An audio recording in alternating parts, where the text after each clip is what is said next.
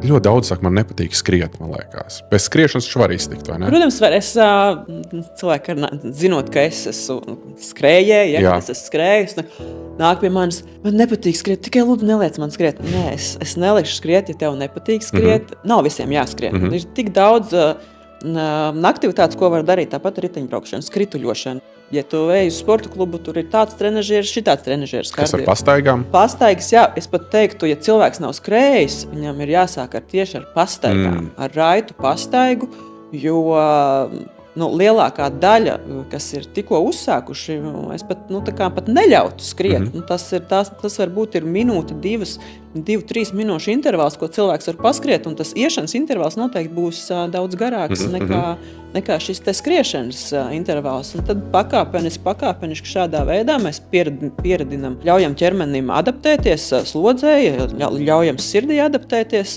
slodzei, un ja cilvēks kaut kādā brīdī sajūt šo te impulsu, ka varētu tomēr pamēģināt paskriet, tad jā, bet arī ļoti, ļoti tā kā pārdomāti pievēršot uzmanību pulsam un arī visam pārējiem ķermenim, kā viņš reaģē.